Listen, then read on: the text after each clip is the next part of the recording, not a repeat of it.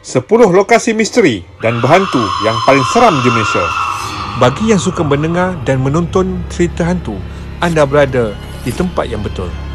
Dalam video kali ini, aku akan senaraikan beberapa lokasi misteri dan berhantu yang seram di Malaysia. Sebelum itu, klik butang subscribe dan butang loceng supaya anda tidak ketinggalan apabila kami upload video-video yang baru. Kawasan rumah berhantu ini selalu dikaitkan dengan kejadian hitam yang pernah berlaku di tempat tersebut. Kejadian seperti pembunuhan, kematian dan ilmu hitam pasti akan menjadi buah mulut masyarakat sekeliling, sekaligus menghasilkan stigma seram dalam kalangan masyarakat terhadap sesuatu kawasan. Pernahkah anda menghampiri kawasan yang dikatakan berhantu? Atau anda sendiri memasuki kawasan yang tersebut untuk mengetahui kisah seram di sebalik kediaman yang dikatakan berhantu? Ini adalah 10 lokasi misteri dan berhantu yang paling seram di Malaysia. Yang pertama, kediaman Mona Fendi. Mona Fendi adalah nama yang tidak asing lagi bagi rakyat Malaysia dari zaman 90-an. Nama ini juga tidak lari dari dikaitkan dengan hantu. Mona Fendi yang merupakan seorang penyanyi dikatakan telah terlibat dengan satu ritual yang melibatkan ilmu hitam untuk membantu ahli politik Mazlan Idris mendapatkan kekayaan dan kuasa. Ritual itu berakhir dengan ahli politik tersebut dikerat kepada 18 bahagian dan ditanam di halaman belakang rumahnya. Ada yang mengatakan rumah Mona Fendi yang terletak di Seksyen 12 Shah Alam masih berhantu sehingga kini. Malah, beliau juga pernah menyebut bahawa dia tidak akan mati sebelum dijatuhkan hukuman gantung pada 2001. Yang kedua, Villa Nabila. Selain daripada Mona Fendi, Villa Nabila juga terkenal dengan cerita seramnya sendiri. Villa Nabila dinamakan di atas nama anak perempuan keluarga yang tinggal di rumah tersebut. Terdapat banyak kemungkinan yang menyebabkan rumah di Johor Bahru ini dikatakan berhantu.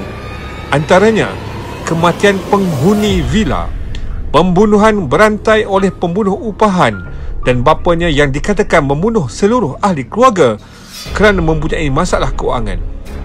Tidak kisah daripada mana datangnya cerita hantu di rumah tersebut, hanya yang betul-betul berani atau gila akan masuk ke dalam rumah tersebut. Yang ketiga, Highland Tower. Dalam senarai tempat paling berhantu di Malaysia, tidak sah kalau tidak sebut tentang Highland Towers. Bangunan yang terletak di Bukit Antarabangsa ini runtuh pada tahun 1993 dan membunuh 48 orang. Bangunan ini dikatakan telah menjadi tempat tumpuan para pemburu hantu. Ada yang mengatakan pernah melihat jelmaan wanita tua dan bayi melintasi kawasan bangunan tinggal ini. Adakah ini hantu bayi berusia 8 bulan, nenek berusia 73 tahun yang meninggal dunia ketika runtuhan tersebut berlaku? Tiada siapa yang tahu jawapannya. Rancangan untuk merobohkan bangunan ini telah banyak kali diusulkan. Peliknya, ia tidak pernah terjadi. Yang keempat, 99 Mansion atau Caledonia House atau Byram Estate. Ia dikenali dengan nama 99 Mansion, Byram Estate dan juga Caledonia House. Lokasi rumah berusia lebih daripada 150 tahun ini terletak di Pulau Pinang serta penuh dengan kisah pembunuhan dan ilmu hitam. Terdapat cerita yang mengatakan bahawa berlakunya pembunuhan terancang terhadap cucu kepada sebuah keluarga yang tinggal di 99 Mansion. Seluruh keluarga yang menetap di situ juga dikatakan dibunuh oleh tentera Jepun yang menceroboh ke Malaysia. Bangunan ini seterusnya dihuni oleh seorang doktor yang mengamalkan ilmu hitam yang mungkin telah meninggalkan segala hantu yang dimilikinya di bangunan tersebut dan menyebabkan bangunan tersebut bertambah seram. Yang kelima, Bukit Tungku. Bukit Tungku yang terletak di Kuala Lumpur ini merupakan tempat tinggal bagi golongan atasan kerana harganya yang terlalu mahal. Rumah di Bukit Tungku juga pernah menjadi rumah yang termahal yang terjual di tahun 2020. Walaupun begitu, terdapat beberapa rumah yang dikatakan berhantu dan mempunyai sejarah hitam.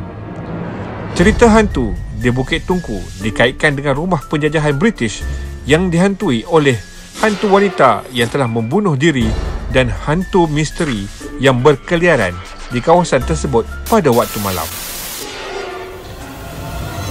Yang keenam, banglo di Taman Tenaga Puchong. Banglo ini terletak di kawasan berbukit.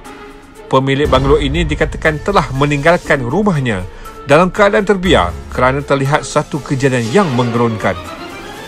Versi lainnya pula mengatakan telah berlaku pembunuhan yang melibatkan nyawa satu keluarga yang pernah berhutang kepada Citi Haram. Mereka yang berani memasuki bangunan ini mengatakan pernah ternampak lilin berwarna merah yang dikaitkan dengan pelbagai ritual. Yang ketujuh, Kelly's Castle. Bangunan ala Scottish ini terletak di Batu Gajah, Perak. Bangunan ini telah dibina oleh William Kelly Smith untuk isteri yang bernama Agnes dan dua orang anaknya, Helen dan Anthony.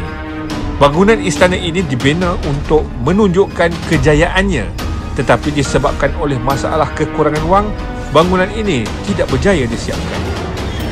Keadaan semakin buruk apabila William meninggal dunia di Lisbon pada usia 56 tahun. Keluarganya telah mengambil keputusan untuk menjual bangunan yang belum siap tersebut. Pemilik baharu bangunan tersebut juga tidak mengambil sebarang tindakan terhadap bangunan yang dibelinya dan bangunan tersebut dibiarkan begitu sahaja. Semasa penjajahan Jepun, bangunan istana itu telah digunakan sebagai tempat untuk menyeksa dan membunuh tahanan. Ada yang mengatakan pernah ternampak kelibat hantu yang berlegar di sekitar bangunan tersebut.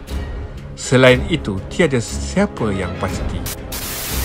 Yang ke-8, Rumah Berhantu Bukit Gasing atau Rumah SG. Tiada kena-mengena dengan negara Singapura. Nama SG diberi kerana di pagarnya terdapat tulisan S dan G yang besar. Nak tahu bagaimana anda berada di lokasi yang tepat? Anda akan dapat lihat dua buah kereta jenis Alfa Romeo dan Porsche yang terbiar. Cerita mengapa rumah ini berhantu masih menjadi misteri. Namun, ada cerita yang mengatakan isteri kepada tuan rumah telah menuduh suaminya mempunyai hubungan dengan perempuan simpanan dan telah membunuh perempuan tersebut.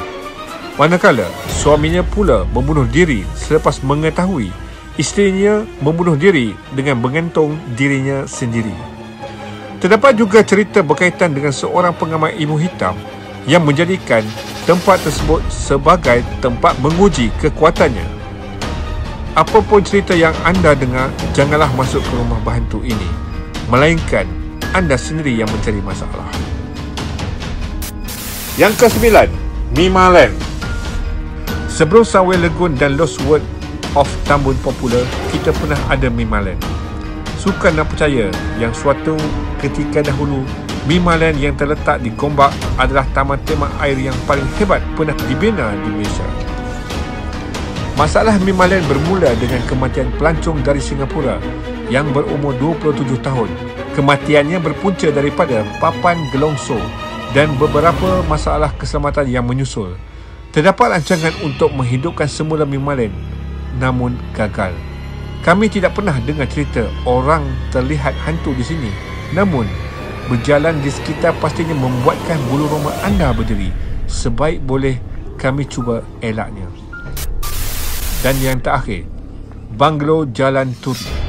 Pada tahun 1992, seorang pengawal keselamatan banglo ini telah membunuh 2 kanak-kanak dan seorang pembantu rumah di sini serta membuang mayat mereka di dalam tangki septik rumah tersebut. Ada beberapa orang yang melalui Jalan Turi, Taman Bukit Bandaraya, telah terlihat satu susuk tubuh budak yang melihat keluar di satu banglo terbiar. Banglo Jalan Turi ini sekarang telah dirobohkan. Tetapi siapa yang tahu apa yang masih menghantui kawasan tersebut?